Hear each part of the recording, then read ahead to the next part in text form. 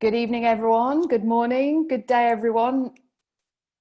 I'll just wait for a few minutes for people to enter. I hope you're all well. I hope you've had a very, very good, enjoyable day and a few days at Virtual Stampex.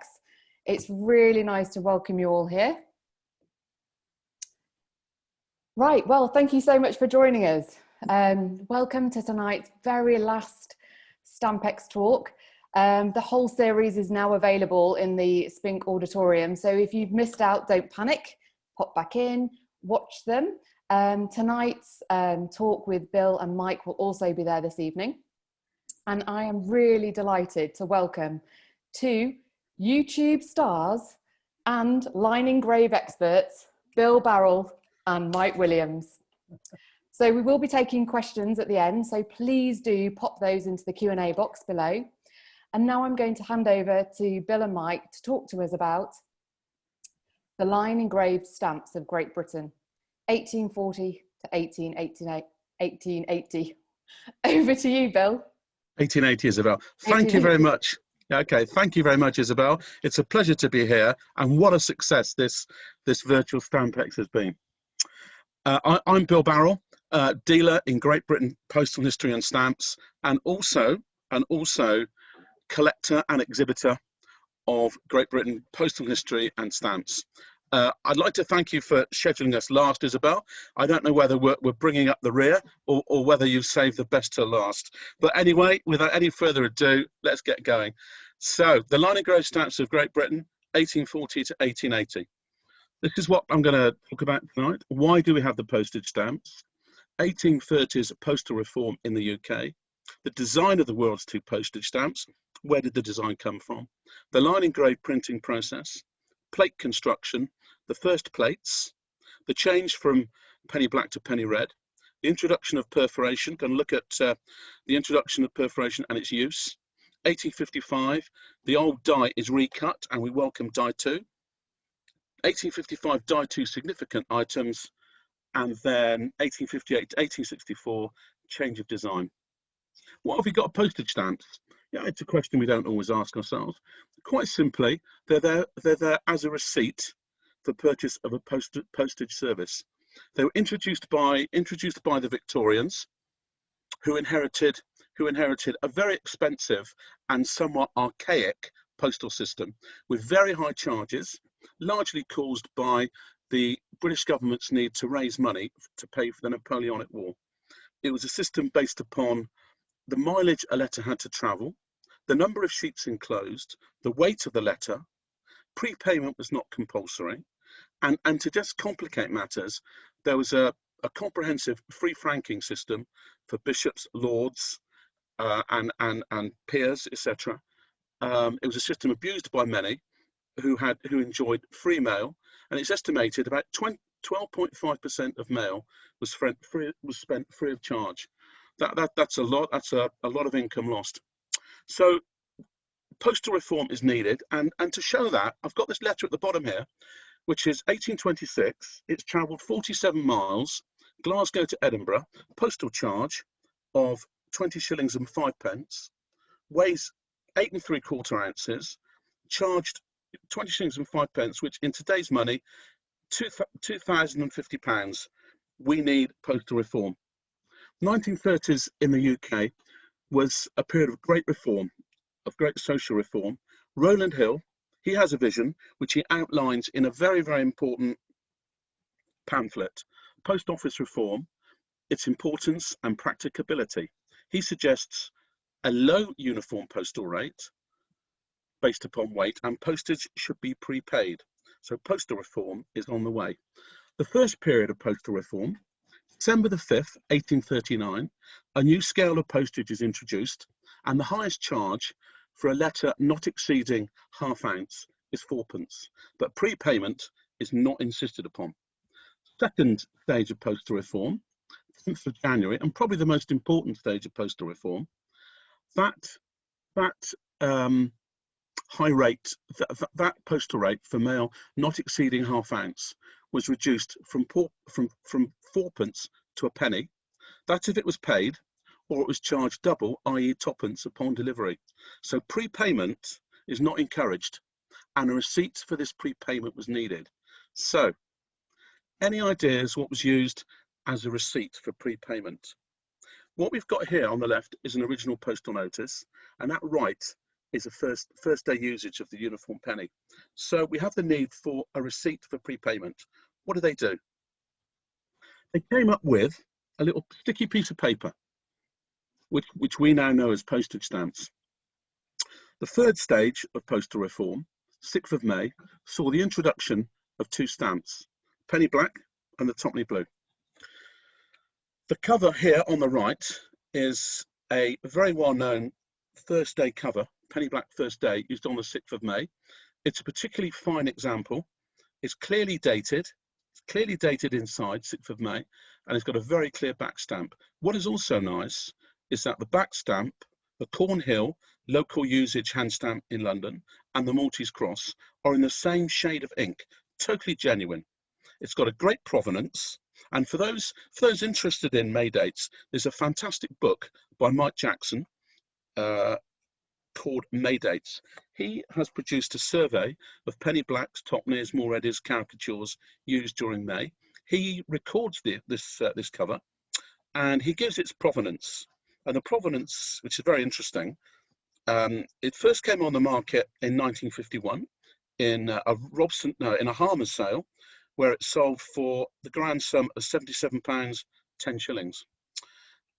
The next comprehensive detail is October 1963 in that dear old auction house Robson Low, when they auctioned the well-known Morris Burrus collection, who was a very wealthy Swiss collector, where it fetched £130. So we have the 3 stages of postal reform: 5th of December, a uniform 4p rate; 10th of January, a uniform penny rate; and on the 6th of May, we have the stamps introduced. One item I'd like to show you here, which shows the world's first 2 stamps, is a most unusual turned cover. Its first journey was from London to Saxmundham, where they used the toppenny value, presumably double rate because it had enclosures. It was then turned inside out, and it was sent back from Saxmundham to London with a penny value. It's a great cover showing the world's first stamps on it. Where did this design come from? Well, this is a charming image, courtesy of Royal Mail Group, care of the Postal Museum, which shows a sketch. You can clearly see, signed by Rowland Hill in 1839, where his core idea involves the Queen's head, postage at the top, one penny at the bottom, and very interestingly, check letters at the bottom there: P for Papa, B for Bravo. I'm assuming they're the initials of the printers of the subsequent issues, Perkins Bacon. So that was his embryonic idea. How did it translate into the stamps? Well, if we look at all the line engraved stamps of Great Britain, the penny black, the toppenny, the penny, the halfpenny, the penny halfpenny, the head, that beautiful engraving of the Queen's head is taken from the 1837 William Warren Medal to celebrate the Queen's visit to the City of London. The background, the engine term background, is taken from this central band on a 1820s banknote plate produced by Perkins Bacon in an attempt to win a banknote contract. So we have head, background equals the design. So how were the stamps printed? Well, all of the stamps were printed using the line engraved printing process. Some of you might know it as intaglio or recess or line engraved. It's the same printing process whereby the plate is engraved with recesses, some shallow, some deep, some shallow, some deep. Those recesses are then filled with ink, and then that ink is then transferred to the paper, and the printed image appears. So what we have to remember, the key word is recess. If you've not got, if there's no recess on the plate, it will not pick up any ink. Recess equals printed image. All right. How did they make the plate? Having selected the design, an engraver was commissioned to engrave in negative, i.e. recess, a printed image. That printed image in negative was then transferred to a transfer roller in a positive image. That positive image was then rocked into a blank steel plate under pressure, and that would create the recesses in the plate to retain the ink. Are we ready for printing yet? Not quite. That design that was rocked into the early line engraved stamps was complete in every perspective, except it did not have the check letters in the lower squares. These were manually inserted. Here's a picture from the Perkins-Bacon, a tremendous book called the Perkins-Bacon Records, showing an original holder with a letter, which was then inserted through that end, the end hole, and then the check letters were manually inserted into the lower squares. 12 horizontal rows of 20. First row was lettered AA, AA, AB to AL. The second row, BA to BL, and so on. These letters are a real help to collectors because, one, you can collect your own initials, and secondly, they're a great assistance with plating, because the check letters were not put in uniformly. Here we see a misplaced T on Tottenham blue plate 4. We have a square J here and a round J, a very misplaced D. So there's lots of fun in looking at the letters. However, a major error occurs when they are inserting the check letters into the lower squares. 1847 on die 1 plate 77. That's not the very, very rare plate. The very rare plate 77 is the one with the letters in all four corners. This is the earlier plate 77. The engraver, when he was working on the first stamp, second row, lettered BA, he totally forgot to put the check letter A in. It was not noticed. Printing occurred. Sheets were released to the public. It was then noticed. The A was inserted and printing continued. However, a small quantity of these stamps got out to the public, and to date, 28 examples are recorded, all used. There's no mint examples. There's 1 on cover, 5 on piece, 22 singles. 11 are used in London, 4 in Scotland, etc. And this, which I have to say is one of the pride and joys of my collection stroke exhibit, is the only one used in Ireland. It's considered to be the finest example, and it's an amazing stamp variety. So we've now got a plate with the letters inserted. The plate is finished, and Perkins-Bacon take a proof sheet called the imprimatur. This is a copy of one from the National Postal Museum records, and here we have 3 genuine examples from plate 1A, plate 2, plate 5. Note that the impressions are very sharp. They are the first stamps pulled from that plate. Not easy to tell from a very fine mint stamp, and so an imprimatur is always purchased with either a Royal or a BPA certificate. So we're ready to start printing. 11 plates were used for the penny blacks. Plate one was taken from the printing press and totally re-entered and exists in 2 states, plate 1A and 1B. What do I mean by re-entry? Well, what happens is that transfer roller is totally re-entered into every impression of the plate. Occasionally the roller coincides with the original design. Usually there's a doubling of the design, and the re-entry marks are very, very clear. Here we see one of the classic major re-entries on 1847 plate 75, where the doubling occurs and gives the image of a flag, and that's called the Union Jack major re-entry. Is it possible to plate the penny black? Yes, it is, and it's pretty easy. How can I plate a penny black? Well, constant varieties are produced by the printing process. There's a wonderful book produced by Charles Nissen, who was one of the original pioneer philatelists and involved with Litchfield and McGowan in completing the original understanding of the penny black and what every impression on every plate looked like, which they did by overlapping plated blocks to fill the gaps. So these books are available. If anyone's got any problems plating blacks, just email me. I'll be very pleased to help. The issued stamp is some nice penny black multiples. The colour looks a bit odd. That's because these are in my collection at the moment.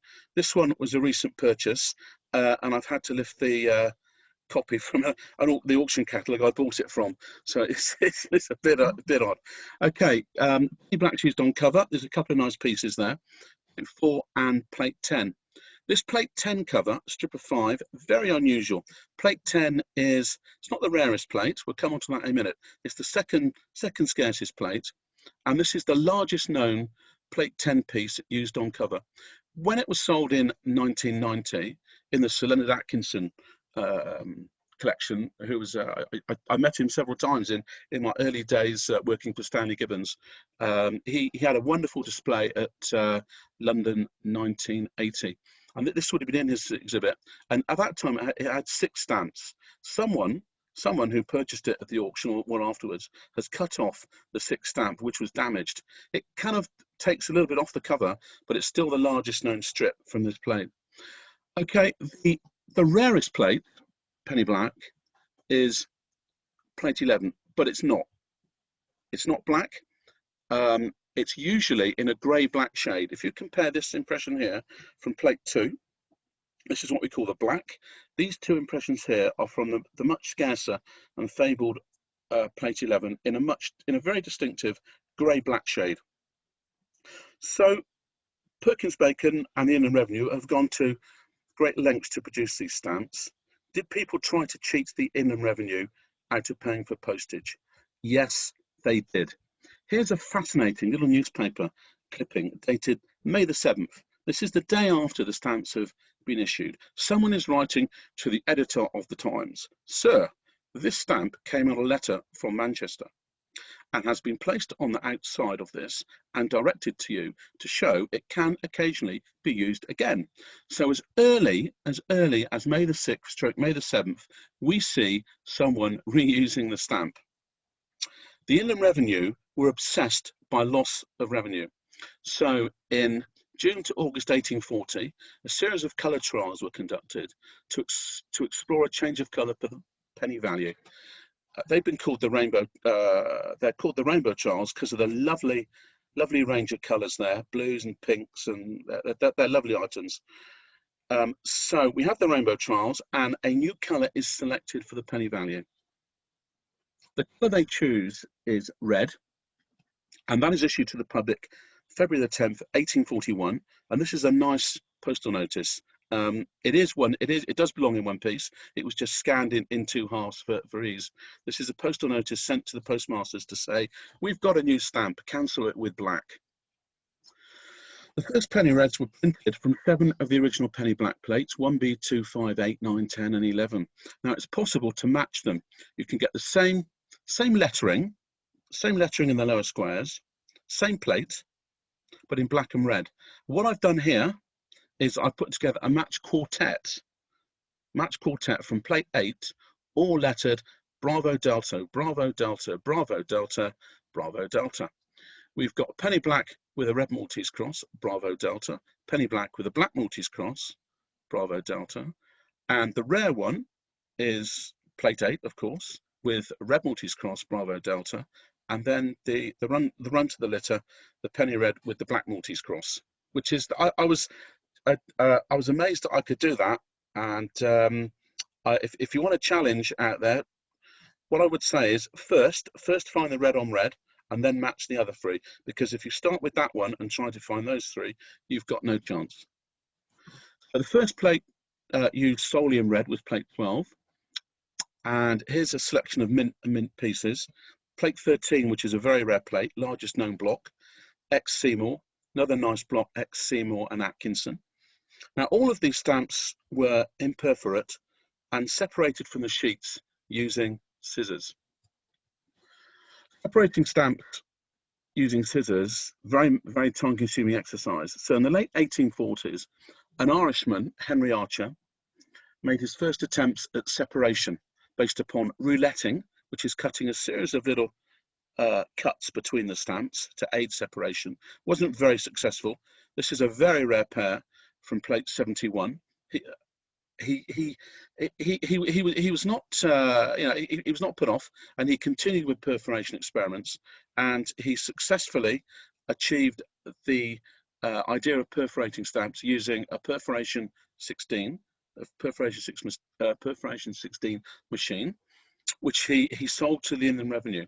Now, these Archer experimentational issues are really quite scarce and sought after. How can you tell the difference from the later perforate 16 stamps? Well, what you've got to look for, obviously a perforation stamp, you've got to look for the very small alphabet 1 check letters, very small, and if you find a combination of perforation, alphabet 1 check letters, unless it's a forgery, you've got an Archer perforation. In the 1850s, we see a very peculiar attempt at perforation called the Treasury Roulette, so called because a number of examples were found, although I've never seen any, on letters from the Honourable Gladstone when he was Chancellor of the Exchequer. Again, these can be forged, so must be purchased with an RPS or a BPA certificate. Following Henry Archer's successful trials, the world's first perforated stamps were put on sale 24th of February 1854, perforation 16. Perforation 16 caused problems because the sheet started to split, so they introduced perforation 14 in January 1855, where you have 14 dots per 2 centimeters, not 16 dots per 2 centimeters. Perforation was a great success, but perforation errors did occur. And here I'm showing you some very, very unusual, well, all right, very rare imperforate free side examples, and a most peculiar example here with 2 perforations upper right, 2 upper left. Very, very odd. Right, let me just go back. Okay, but not all sheets were suitable for sale to the public. There was an element of quality control, and a post office employee named Frank Ives Scudamore was given a hand stamp, Frank Ives Scudamore, chief examiner, and he was instructed to apply this hand stamp to sheets that were not suitable for use. Now, until the mid-1990s, this hand stamp was only known on a few Topney Blues and a shilling green embossed. And then in a Sotheby's auction, a whole raft of these came on the market. I loved them. I bought a lot of them, and I added a few to my own collection. 1855, the old die, which was engraved in 1840, is starting to show wear on the impressions. You can see this stamp here. This is an extreme example, but it's showing you how the printed image is losing its definition. So the old die was re-engraved. The Queen's head is being retouched, deepened, and we have a new set of plates, and they are called, we're now called die 2.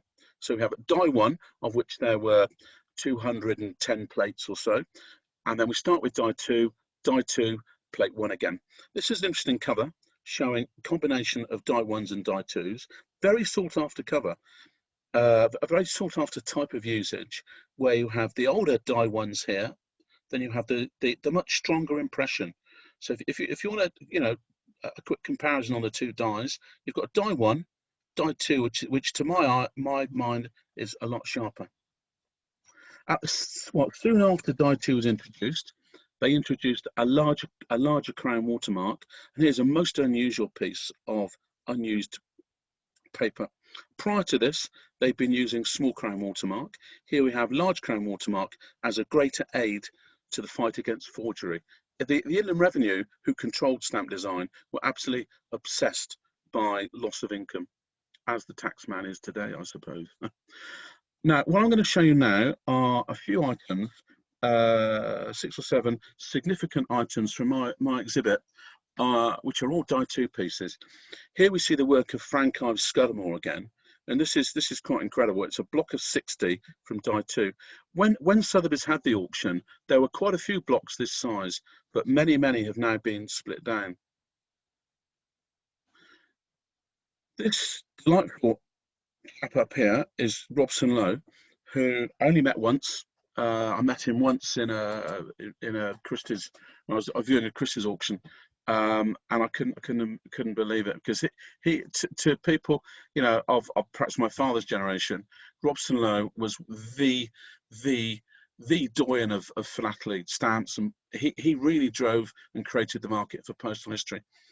He went in the I think his late 50s or 60s. He went to a show in London, and he found this cover, which he said is possibly the rarest piece known in line engraved Great Britain, an imperforate strip of 6 die 2. These stamps should have been perforated, but through an adjustment of the perforation, an incorrect adjustment of the perforating machine, they are imperforate, and they were used on a cover to Australia. It survives.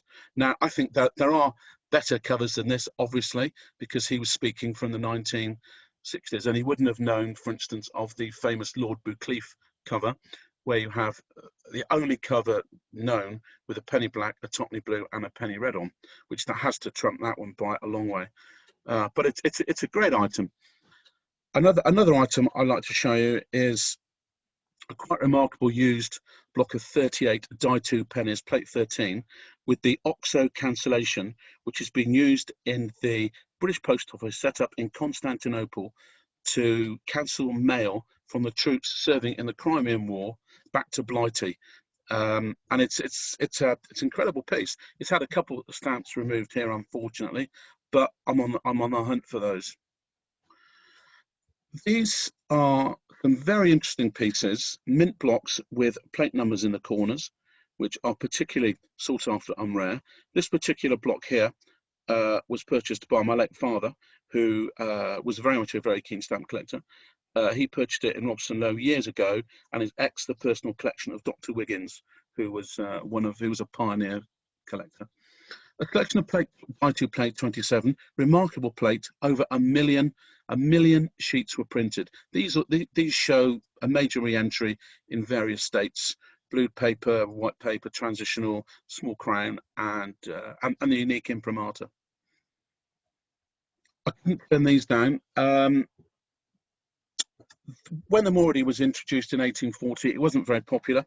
Here's one used in 1860, very late usage, with a penny star on, which I believe is, I'm told by Carl Louis, it's unique. This is a facsimile, but a very nice page to match, I thought.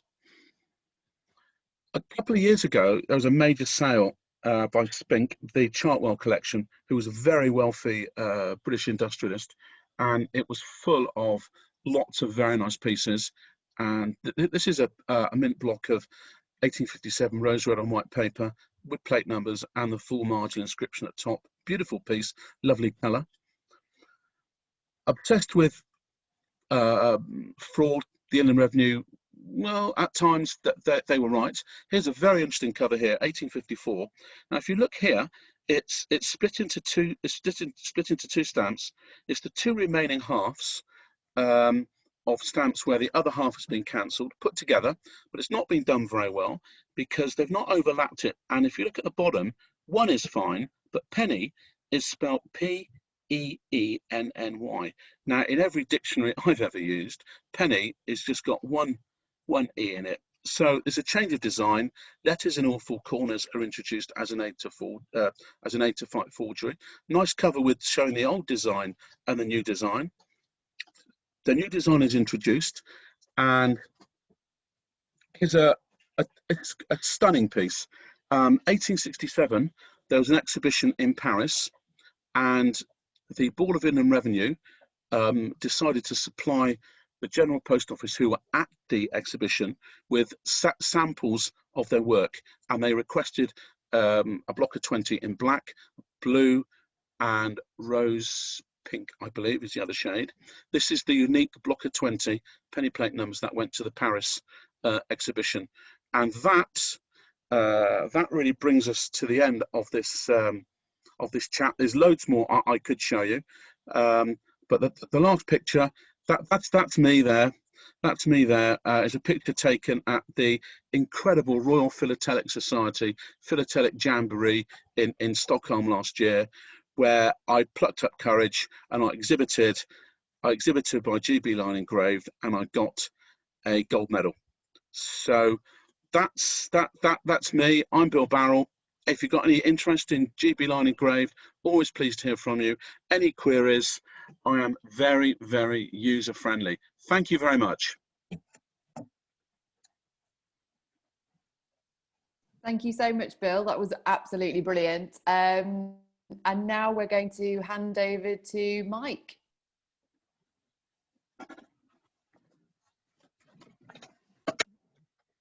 Please don't forget as well, please do put some questions in the Q&A for Bill, and also Mike will be taking Q&A at the end of the presentation. Thank you. Over to Mike. Good evening, everyone. Whatever time of day it is, day or night it is for you.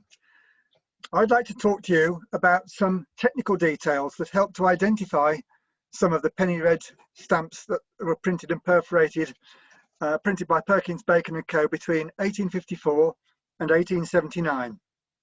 You might already be aware of some of these, but I hope you'll all find something new and of interest to you. I've collected the GB perforated stars since 1970, and I can tell you there is still much more waiting to be discovered about them. The first thing I'd like to talk about relates to a basic detail of the design of the penny stamps. GB Line Engraved collectors know that Perkins Bacon had to make a new die in 1854. This was because the old die that had been in use since 1840, and which by 1854 had made over 200 plates, was worn out. Many of you will recognise these images in the current Stanley Gibbons catalogue that show the differences between the two dies. However, there's another difference between them that I first noticed and wrote about nearly 30 years ago now. Here's the article I wrote back in 1991 in the GB Journal. It describes two short but strong lines in the Queen's hair on all the stamps of die 2. Here's a close-up view. These lines are particularly helpful for two reasons. First, they're in a new part of the head, away from all the other recorded differences. So if those are covered by postmarks, the hairlines are often still visible. Also, the hairlines are very helpful on worn prints from the early die 2 plates, which are so often wrongly identified as die 1 stamps. The lines often show up more clearly on these worn prints than they do on strong early prints. Here are the two dies side by side. I find these hairlines very easy to see, and I now use them as my go-to check every time. So that's why I'm recommending them to you. Hopefully you too will find them a quick and easy method of identifying the die of your stamps. I'd like to follow on by showing you another hair-related detail, this time for collectors of the 1864 penny plate number series. These varieties were shown to me by my good friend and mentor, Winston Hollins, who for me is the all-time leading authority on these plate number stamps and much more besides. Here's the close-up of the hair on a normal penny plate stamp. Look at the same place as you were looking when comparing the two dies. Now look at the hair on this stamp from plate 134. There are some extra heavier lines at the left of the hair under the S and T of postage. Then there's another change in hairstyle on plates 198 to 201. These plates show strongly recut lines under the S and T of postage. Here are the three hairstyles shown together. The retouching was probably done by hand, although the exact method is still unknown. The retouched hair is only found on plates 134 and 198 to 201, which are an oddly numbered grouping, but it is one example of the hidden interest that this group of plates holds. There is still much to learn, and this issue will surely repay anyone who wants to look more closely at something other than just the plate number at the side. We'll now move on to our second topic, which is applicable only to the perforated stamps, although the cause of it was present on plates of the imperforate period. This feature is called tilt. I first noticed it several years ago, although it took me a while to realise how important it is as a plating aid. Tilt shows as a twisting of the whole design of the stamp within the perforations. It can vary in degree and can be either clockwise or anti-clockwise, or, if you're in North America listening to this, counterclockwise. Here's a block of stamps from die 1 plate 175 that shows quite strong anti-clockwise tilt. You can see that each stamp is twisted in its perforations and is therefore lower than its neighbour on the right. This feature occurs on many later die 1 plates, and many of you will have noticed it on the tuppenny blue plate 4. It also occurs on several die 2 plates. This second block from die 2 plate 67 shows clear clockwise tilt, each stamp being higher than its neighbour to the left. Clockwise tilt is found on many die 2 plates, but on only one die 1 plate. This third image shows a block from die 2 plate 49 that shows no noticeable tilt. The impressions are lined up level with each other, and each stamp is square within its perforations. Such alignment was what Perkins-Bacon were aiming for, but the machinery of the 1850s was just not up to the job, and so they found it very difficult to achieve correct alignment. They managed to achieve it on only a handful of die 1 plates, although they did improve later on. Almost half of the die 2 stars plates show no discernible tilt. Plate 49 may have shown no tilt, but don't think that there wasn't a problem with it. Of the 3 plates we've looked at, only one was rejected as unfit for perforation, and yes, it was plate 49. The reason for the rejection can be seen if you look closely again at this block. Look at those very narrow vertical gutters between, first, the G and H columns, and secondly, the I and J columns. As a result of these narrow columns, there was a problem perforating the far right side of the sheets from this plate. Although the G column is well centred, the J to L columns are badly off-centre to the left. Plate 49 was put to press in early April 1857, while Perkins-Bacon were using borrowed premises in Savoy Street. But the fault with the alignment was quickly noticed, and the plate was taken from press by late May after only a few weeks' use. However, a note dated 8th September 1857 reads, "Plate 49 found regular enough for perforation." With this reprieve, the plate was put back to press again at the very end of 1857, and it remained in use for a further 3.5 years. However, Perkins-Bacon had moved back to their own premises by this time, and the colour of the stamps was now very different from that of the first printings. The early pale Savoy Street shades from plate 49 are scarce and much sought after. The exact cause of tilt is not known for certain, but we can have a pretty reasonable guess.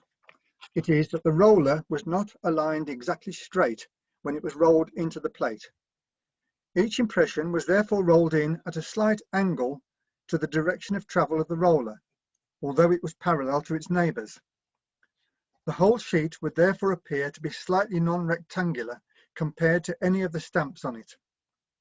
When the sheets were perforated, they were aligned using pinning marks in the middle of the top and bottom selvages, so the angle of the impressions on the sheet did not itself affect the perforation process in any way. The only result of the misalignment was the tilt evident in the issued stamps. As we've seen, tilt varies from plate to plate depending on the alignment of the impressions.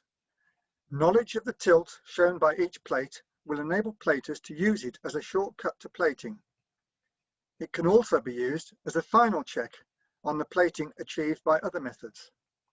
I now routinely check that the tilt on any stamp I'm plating is in line with what I expect, and if not, I'll double check the plating. Very occasionally, perhaps when a sheet was fed into the perforating machine slightly askew, the tilt on a stamp is not typical of that plate. However, tilt is a good guide for over 99% of the stamps. The final point I want to cover is on the subject of shades. Most collectors know that the penny red stamps were printed in red-brown from 1841 to early 1857. Then, on 11th of March 1857, Perkins-Bacon's premises suffered a fire. They were able to borrow space in the Savoy Street premises of Messrs. Whiting printers, and they printed their stamps there from mid-March to late June. Many of the shades produced early in the Savoy Street period were very pale. These can sometimes be difficult to see, let alone to plate. And by the way, there's a video on Bill's website that will show you how to get round this problem. As time went by, the Savoy Street shades gradually became deeper, and eventually they became the well-known rose red shade that continued in use after Perkins-Bacon returned to their own Fleet Street premises in July 1857. However, paler shades, similar to the 1857 shades, returned in the 1860s. How can you tell these later Fleet Street pale shades from the 1857 Savoy Street pale shades if your stamp isn't on a cover or piece and has no date on it? Well, let's see some answers to that question. Here's a scan of a page from my own display, which I'll now break down into smaller sections. The first thing to do is to plate the stamp. The plates in use in the 1860s were mostly different from those used at Savoy Street in 1857. If your stamp comes from one of plates 31, 37, 38, 40 or 53, it must be an 1857 printing, because none of those plates was still in use after mid-1858. Plate 49 does occur rarely in paler shades after 1857, but most plate 49 pale prints will be from the 1857 printing. If your stamp is from one of plates 39, 41, 42, 46, 48, or any plate after plate 55, it must be an 1860s printing, as none of these plates was in use at Savoy Street. If your stamp is from one of the 8 remaining plates, 27, 34, 36, 43, 44, 47, 52 or 55, it could be from either printing. So with these 8 plates, we have to use other evidence as pointers to help us decide whether the stamp is an 1857 or 1860s print. If your stamp is from one of those 8 plates, you'll have to do further checks, as I say. The next thing to do is check the watermark. There were 2 types of large crown watermark. Type 2, which is first known dated in mid-1860, gradually superseded Type 1, although the Type 1 paper was only used up late in 1862. However, if your stamp has Type 2 watermark, it must be an 1860s print. If it has Type 1 watermark, it could be from either printing, so we must go on to the third method for this group. The last thing to do is to look at the postmark, assuming that the stamp has one. In 1857, many of the postmarks were experimental types, such as sideways duplex or spoon types. In London, the diamond in bars postmark was prevalent. By the 1860s, the postmarks generally had much heavier bars, and most of the sideways duplexes and spoons were no longer in use.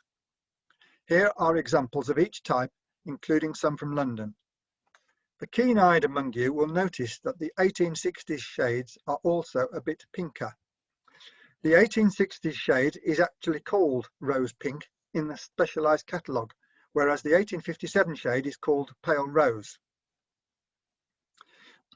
If after using these 3 checks you're still unsure, you'll have to put this down to experience, or use what experience has taught you previously and make an informed guess. Practice is important with these shades, so if you can, study dated items first before moving on to the more difficult undated stamps. There's one last thing I would like to say about pale shades. Over the years, many rose red stamps have been damaged by exposing them to ultraviolet rays in sunlight. The ink of these stamps is metal-based, and these inks fade very badly if left in sunlight. This change is irreversible. The resulting shades are pale, but they are generally much duller than the true pale shades we've been talking about. My parting advice is therefore, never leave your penny red stamps where sunlight can damage them.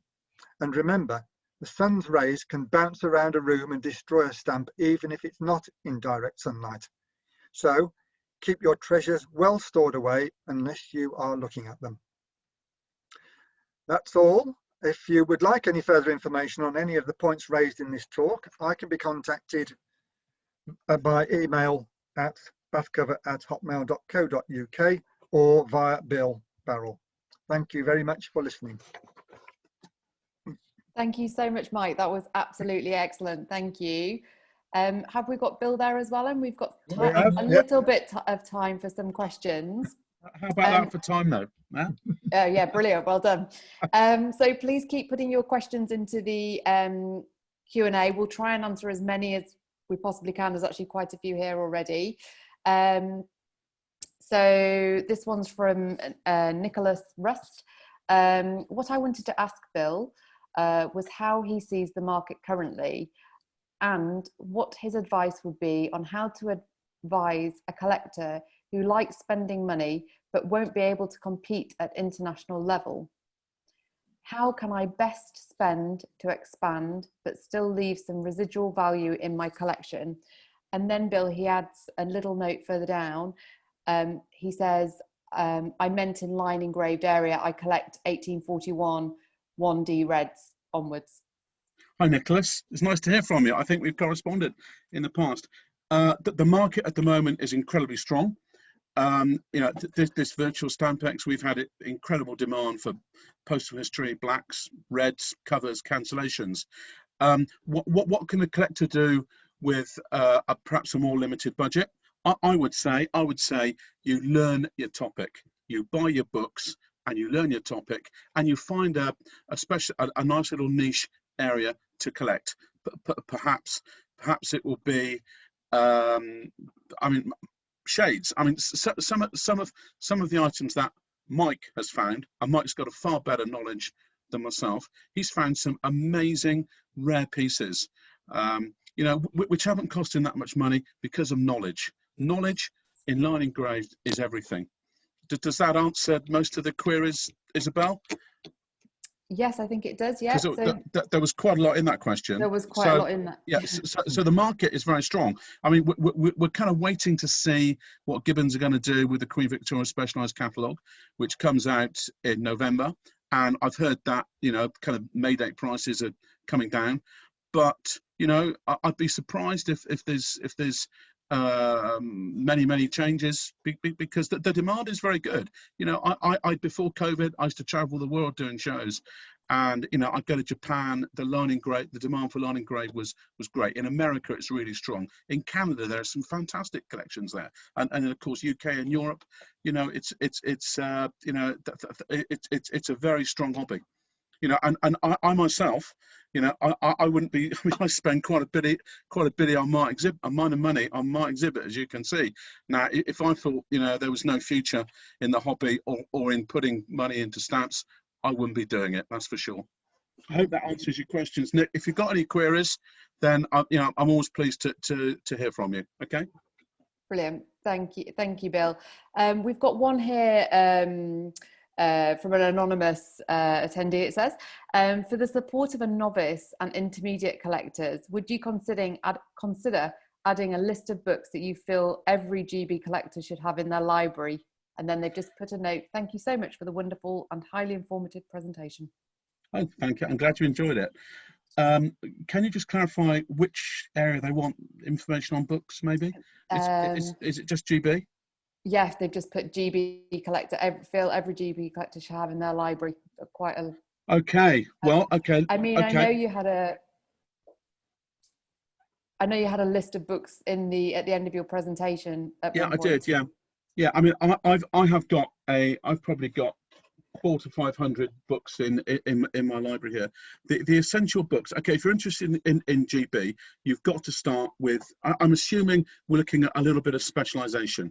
Okay, so your key starting point has to be your Stanley Gibbons Specialised Catalogue. Okay, the Queen Victoria, the Queen Victoria catalogue. Oh, you can't see it. no. The Queen Victoria Specialised Catalogue, which is coming out, I think, in November, has to be a major purchase. That's the first one.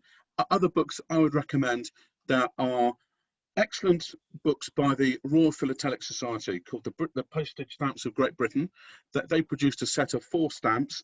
They're a bit historical now, but the content is key. You know, they might be out of print, but they're not out of date. Other key books, it really depends on your area. I mean, if you're interested in blacks, you've got to get hold of some Nissen photographs and some the book by Litchfield. If you want penny reds, the key book, the key resource has to be copies of the imprimatur sheets, which I can supply. Many years ago, when I set my business up in 1984, with the first money I made, I went along to the National Postal Museum and I wrote out a cheque in 1984. I just set my business up for £4,500, and I bought a complete set, the last set they had, of the high quality reproductions of the imprimatur sheets. That's the primary source for plating, and they are available in disc format if you want to contact myself. If you're looking for surface printed issues, again, the Queen Victoria, the Gibbons catalogue, you know, I mean, Gibbons get, you know, you're either pro Gibbons or you're not. I'm pro Gibbons. You know, they're the market leaders. They produce an excellent range of books. So I'd start with the Gibbons books. I really would. Brilliant. Thank you, Bill. That's really helpful. Again, if anybody out there, if you want advice on, for instance, on if you're looking for some information on, say, Scott's local cancellations, there's a very good book by Alcock. If you want details on books, I might not be able to supply them, but I can certainly give you the titles. Okay, I'll be pleased to help you. I hope that helps. So following on from books, we've got someone asking, I know that there are books to assist plating, but this gentleman, Adrian's, wondering, are there any computer applications that you know about? Mike, yes. I would add that Mike does all my plating. He's one of the leading platers. So I'm going to bounce that question over to you, Mike. The things I use online for plating there are scans of the imprimatur sheets available by lettering or by sheet for all the issues of the penny red. There are also a lot of resources online on the GB Philatelic Society's website, gbps.org.uk, and there's a series called the Fisher-Brown books, which were developed a long time ago, but they've been brought into the 21st century by online methods, and that's available on the GBPS website. There are a number of other books, but I think ask Bill when depending upon exactly what it is you're collecting, and Bill will help you out. Yeah, I mean, these discs of the imprimatur sheets are available, you know, and they're not expensive. No, a full digital download is available, and they are the key plating resource. Because if you know, the key to plating is looking at the position of the check letters in the lower squares. If you've got a very, you know, misplaced check letter, it's a lot easier to plate. And it's all there on the pictures. Brilliant. Okay. Thank you. I hope that's helpful. A few more questions here, and we do have time for them. So again, from someone who hasn't left their name, they just say, absolutely fantastic talk. Thank you, Bill and Mike. I would like to ask you about how you store your gold medal winning collections. Do you have a temperature, humidity controlled safe? Bill, I presume, where do you store your prize winning? I store it in a box on the top shelf in a very secure environment. Brilliant. I hope that it's as simple as that. Yeah. It's away from light, Mike. Yes. Yeah. It's I mean, I've got some, you know, some very interesting stuff, and I really do look after them. You know, they are mounted in archival quality mounts on archival quality paper in archival quality plastic, not plastic, but archival quality enclosures. Enclosures. Okay. So a couple more questions for you, Bill. Bill, has there been any thought to photographically, digitally adding the imprimaturs that were cut off the sheets where these singles exist? That would be a great idea. That'd be a great idea, because you know, it's so frustrating if you've got a stamp from, say, die 1 plate 22, I think it is, where there is no imprimatur sheet. You know, so you've got nothing, you've got no visual starting point, and if you get the A and the T rows, it's very difficult. Now I'm gonna kind of also going to bounce that onto Mike, because he's the plater. What's the chances of it is a possibility that at one point in time they might be added, but people should know that there are resources again online for students who want to know what these so-called missing imprimaturs look like, and again, come to Bill and he'll direct you to via me if necessary, but we can point you in exactly the right direction. There is a lot of information available online these days. 20 years ago, none of it was available, but there's so much more today. What Mike is referring to is there is a website that actually illustrates the missing imprimatur images, which is, you know, it's, I guess, what you want, you know, and I'll be pleased to direct you to that.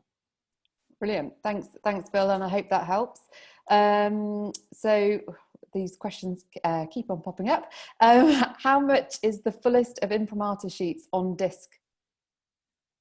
Sorry, how it just says how from Louis. How much? The download, 45 quid. Is it 45 per group? Per group. It's 45. It's 45 for the whole download. Which is, I hope for that helps, Louis. For what you get is nothing. It's nothing. Brilliant. That's a nice, easy question. Thank you. Yeah.